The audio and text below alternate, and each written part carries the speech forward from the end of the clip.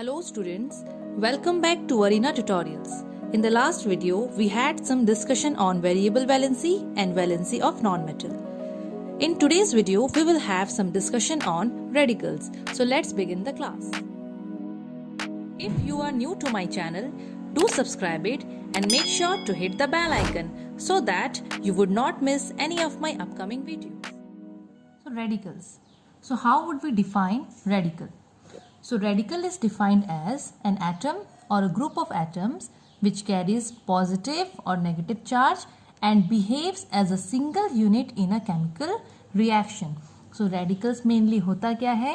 ये एक एटम हो सकता है या फिर ग्रुप ऑफ एटम्स हो सकता है जो कि कैरी करता है पॉजिटिव और नेगेटिव चार्ज एंड रेडिकल्स लोग मेनली बिहेव करते हैं as a single unit in a chemical reaction.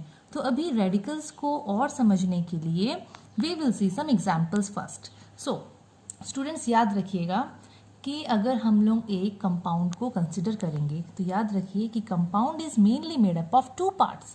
कोई भी कंपाउंड अगर हम लोग लेते हैं, mainly here I am talking about inorganic compounds.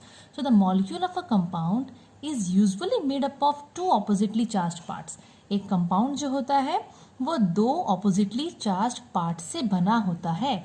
सो ये जो दो ऑपोजिटली चार्ज्ड पार्ट्स होते हैं इनको हम सेपरेटली बोलते हैं रेडिकल्स. क्या बोलते हैं? रेडिकल्स. सो अगर मैं यहाँ पर एग्जाम्पल आपको शो करूँ, लाइक मेरे पास यहाँ पर पोटेशियम क्लोराइड एक ठो कंपाउंड है. सो ये जो पोटेशियम क्लोराइड है इसमें देखिए दो पार्ट्स होते हैं, एक होता है पोटेशियम, दूसरा होता है क्लोराइड. तो ये हो गया वन रेडिकल एंड क्लोराइड हो गया अनदर रेडिकल. सो दोनों रेडिकल में से एक होता है पॉजिटिव, एक होता है नेगेटिव. सो हियर ये जो पोटेशियम है ये होता है पॉजिटिव रेडिकल. सो हम इसको बोलेंगे बेसिक रेडिकल. पॉजिटिव रेडिकल्स का नाम होता है बेसिक रेडिकल. एंड यहाँ पर मेरे पास क्लोराइड है, वो हो गया अदर रेडिकल. क्लोराइड एक नॉर्मली वो माइनस चार्ज वो कैरी करता है. सो हम माइनस चार्ज कैरी करने वाले रेडिकल को बोलते हैं एसिड रेडिकल. तो यहाँ हम लोग एक और एग्जाम्पल देखेंगे. अगर मेरे पास यहाँ पर सोडियम सल्फेट है, मेरे पास क्या है? Sodium sulphate.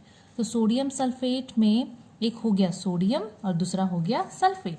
सो इसमें टू पार्ट्स है, देखिए एक हो गया सोडियम एंड दूसरा हो गया sulphate. Okay, this one is the one radical and this sulphate is another radical. Sodium carry करता है अपने साथ पॉजिटिव चार्ज, तो इसको हम लोग बोलेंगे बेसिक रेडिकल. क्या बोलेंगे? Basic radical. सल्फेट का रहता है नेगेटिव चार्ज, तो हम लोग इसको बोलेंगे एसिड रेडिकल. क्या बोलेंगे इसको हम लोग? Acid radical. सो सल्फेट का हम लोगों को पढ़ेंगे हम लोग, इसका फॉर्मूला क्या होता है, इसका वैलेंसी क्या होता है. सो नाउ अब वापस हम लोग यहाँ देखते हैं. सो रेडिकल्स मेनली दो टाइप्स के होते हैं. एक होता है एसिड रेडिकल जो हम लोग अभी जस्ट पढ़े हैं, दूसरा होता है बेसिक रेडिकल्स. ये रेडिकल्स कहाँ पाए जाते हैं? नॉर्मली एक कंपाउंड में ये रेडिकल्स पाए जाते हैं. कंपाउंड में टू पार्ट्स होता है, एक होता है पॉजिटिव पार्ट, दूसरा होता है नेगेटिव पार्ट. तो जो पॉजिटिव पार्ट होता है उसको हम लोग बोलते हैं बेसिक रेडिकल और जो नेगेटिव पार्ट होता है उसको हम लोग बोलते हैं एसिड रेडिकल. अभी एसिड रेडिकल को हम लोग एनायन भी बोल सकते हैं. कैसे याद रखेंगे कि एसिड रेडिकल को ही हम लोग एनायन बोलते हैं? सो यहाँ पर देखिए A for acid radical and A for anion. So acid radicals are also called anions. इनका एक और नाम होता है जिसको हम बोलते हैं इलेक्ट्रोनेगेटिव रेडिकल. नाउ अब बेसिक रेडिकल को हम देखते हैं. सो बेसिक रेडिकल का मेनली होता है पॉजिटिव चार्ज. देखिए in our life we should always be positive. हमको हमेशा पॉजिटिव रहना चाहिए लाइफ में. एंड एक ब्लड ग्रुप भी होता है बी पॉजिटिव. सो हम वहां से याद रख पाएंगे कि जो बेसिक रेडिकल होता है जो बी से स्टार्ट होता है उसका चार्ज क्या होता है? उसका चार्ज होता है पॉजिटिव. सो बेसिक रेडिकल को हम लोग कैटायन बोल सकते हैं. कैटायंस का चार्ज पता है ना हम लोगों को क्या होता है? पॉजिटिव. सो बेसिक रेडिकल्स का चार्ज क्या होगा? पॉजिटिव. बेसिक रेडिकल को ही हम लोग कैटायन बोलते हैं. इसका एक और नाम है that is electropositive radical. Now this radical is also classified into two categories, that is simple radical and compound radical. Now simple radical बहुत सिंपल सा डेफिनेशन है इसका। कुछ ऐसे रेडिकल्स होते हैं जिनमें सिर्फ एक एटम होते हैं, जैसे कि यहाँ पर आप लोग देखिए, here I have written Na+, K+, Cl-, H2-, ऐसे बहुत सारे एग्जाम्पल्स होते हैं। मैं यहाँ पर Br- भी लिख सकती हूँ। तो ये सब रेडिकल्स में देखिए सिर्फ एक ही एटम है। यहाँ पर सिर्फ सोडियम का एक एटम है, यहाँ पर पोटेशियम का एक एटम है, यहाँ क्लोरीन का एक एटम है, यहाँ सल्फर का एक एटम है। अभी शायद अगर किसी को डाउट आ जाए कि मैम यहाँ पर H2- है, सो ये जो 2- है वो इसका वैलेंसी होता है। सल्फर का एटम तो यहाँ पर एक ही है। तो अगर इस टाइप के रेडिकल्स हमारे पास हैं जिनमें सिर्फ एक ही एटम दिया गया हो, तो उस रेडिकल को हम लोग बोलते हैं simple radical. Now compound radical. सो कंपाउंड रेडिकल्स मतलब, कंपाउंड का मतलब तो हम लोगों को पता है ना, एक से ज़्यादा को हम लोग बोलते हैं। सो ऐसे कुछ रेडिकल्स होते हैं जिनमें एक से ज़्यादा एटम्स होते हैं अलग अलग एलिमेंट्स के, जैसे कि NH4+, ये हो गया एमोनियम आयन। एमोनियम हम लोग इसको बोलते हैं एमोनियम। सो यहाँ पर देखिए, in this radical we have 1 atom of nitrogen and 4 atoms of hydrogen. तो यहाँ पर एक से ज़्यादा एलिमेंट के एटम्स है कि नहीं है, इसीलिए हम इसको बोलेंगे compound radical. Similarly, we have NO3-, NO2-, SO4 and carbonate radical. So हम लोग इसको कंपाउंड रेडिकल क्यों बोलते हैं? बिकॉज इस टाइप के रेडिकल्स में we have some more than 2 atoms of different elements. So अब ये दोनों डिस्कस करने के बाद हम लोग फिर से एक बार रेडिकल का डेफिनेशन देखते हैं सो दैट आप लोगों को, मुझे ऐसा लगता है कि शायद आप लोगों को अभी ज़्यादा समझ में आएगा।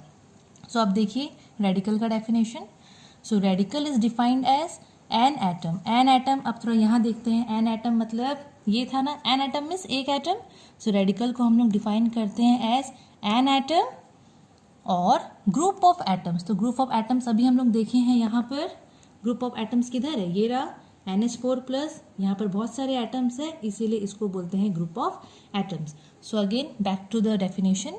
सो radical is defined as an atom और group of atoms which carries positive और नेगेटिव चार्ज। तो देखिए यहाँ पर फिर से, यहाँ पर पॉजिटिव चार्ज है ना, अभी डेफिनेशन में हम लोग पढ़े पॉजिटिव और नेगेटिव चार्ज वो कैरी करता है।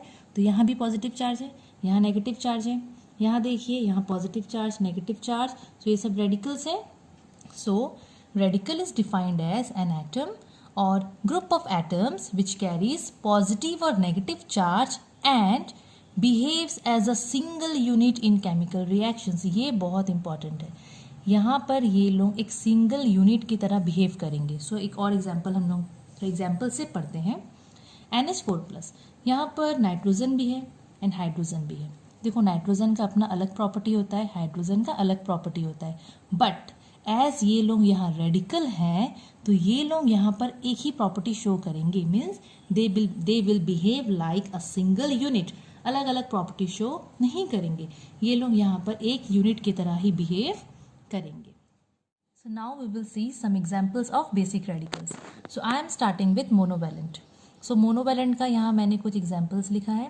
पहला है ammonium, then aurous, then sodium.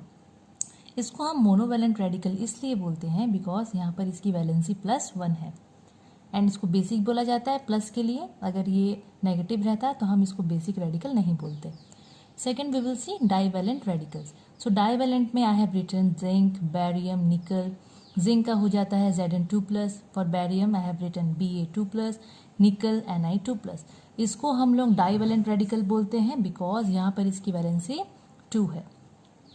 Now trivalent, aluminium, auric, ferric. For aluminium I have written Al3+, for auric I have written Au3+, for ferric I have written Fe3+। देखिए यहाँ पर भी हम लोग फेरिक को ऐसे भी लिख सकते हैं, ferric iron in bracket I have written 3। ये जो 3 है वो रिप्रेजेंट कर रहा है कि यहाँ पर हम जो आयरन ले रहे हैं उसकी वैलेंसी इज 3+। ऑरिक के लिए भी यहाँ मैंने लिखा है गोल्ड, देन ब्रैकेट में 3 इन रोमन नंबर। सो ये Au3+ बता रहा है कि ये जो 3 है वो यहाँ पर इसकी वैलेंसी है। Now we will see tetravalent. Tetravalent का मतलब होता है वैलेंसी इज 4. सो यहाँ पर मैंने स्टैनिक एंड प्लेटिनिक लिखा है. प्लेटिनिक वो प्लेटिनम वाला है, ये वाला. स्टैनिक के लिए SN4 प्लस, प्लेटिनिक के लिए I have written PT4 plus. Likewise बहुत सारे एग्जाम्पल्स होते हैं. मैं आप लोगों को PDF फाइल दे दूंगी डिस्क्रिप्शन बॉक्स में, आप लोग चेक कर लीजिएगा. उसमें आप लोगों को लिस्ट ऑफ रेडिकल्स मिल जाएंगे. Now we will see some acid radicals. So acid radicals are also known as electronegative radicals. So I will begin with monovalent acid radicals. So here I am having some examples. मैंने कुछ ही examples लिखा है. So first one is acetate. See the formula of acetate, that is CS3COO minus. यहाँ पर इस acetate के formula में carbon है, हाइड्रोजन है और साथ में ऑक्सीजन भी है.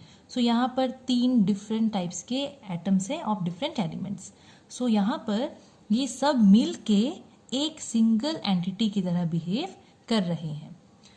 Similarly in the second example we have HS minus. HS minus means bisulphide और हाइड्रोजन सल्फाइड. थर्ड में देखिए दिस इज Br माइनस, ये होता है bromide. This one is NO3 minus, this is nitrate. ClO minus hypochloride, ये important होता है. Then we have some divalent acid radicals. First I am having this is carbonate CO3 2 minus. Similarly आप लोग देखिए यहाँ पर बहुत सारा ऐसे एग्जाम्पल्स है. ट्राईवेलेंट में देखिए जितने भी रेडिकल्स हैं सबका 3 माइनस 3 माइनस 3 माइनस है. टेट्रावेलेंट में आप लोग देखिए मैंने यहाँ पर 2 एग्जाम्पल्स लिखा है, इनका होता है 4 minus. So for carbide it is C4 minus, for ferrocyanide it is FeCN whole 6 then 4 minus. अभी जो सबसे इम्पॉर्टेंट बात जो हम लोगों को ध्यान में रखना है, आप लोग यहाँ देखिए the presence of ATE and ITE it shows the presence of oxygen atom in the radical. जैसे कि यहाँ पर मेरे पास CO3 2 minus, BO3 3 minus and PO3 3 minus है. यहाँ पर इनका नाम हम क्या बोलते हैं? CO3 को हम इसको कार्बोनेट बोलते हैं, इसको हम बोलते हैं बोरेट, इसको हम बोलते हैं फोस्फाइड. So here it is having a suffix ATE, it is also having ATE and this one is having ITE. So this ATE and ITE, this always represents the presence of oxygen atom in the radical. Similarly, bi represents the presence of hydrogen atom in the radical. तो ऐसा बहुत case में हम लोग को देखने को मिलता है कि अगर ऑक्सीजन एटम प्रेजेंट है रेडिकल में, ऑक्सीजन के अगर किसी और के साथ प्रेजेंट है तो उस वक्त हम लोग ATE या फिर ITE सफिक्स यूज करते हैं. एंड इफ कोई रेडिकल में हाइड्रोजन प्रेजेंट है तो उस समय हम लोग बाय यूज करते हैं. बाय यहाँ पर प्रीफिक्स की तरह यूज होता है. बट एक्सेप्शनल केस भी होता है. लाइक यहाँ पर देखिए, यहाँ पर I am having S2 2 minus, तो इसको हम पाइराइट बोलते हैं. इसका सफिक्स में भी ITE दिया गया है, बट इस केस में ऑक्सीजन नहीं है. सो ऐसा कुछ एक्सेप्शनल केस हम लोग को देखने को मिलता है. वैसे यहाँ पर I am having hydroxide OH minus, यहाँ पर हाइड्रोजन है पर इसको बाय से तो नहीं लिखा गया है. तो ऐसे ही बहुत सारे एक्सेप्शनल केस देखने को मिलेंगे हम लोगों को. So that's all for today. In the next video we will have discussion on chemical formula and its formation. Thank you.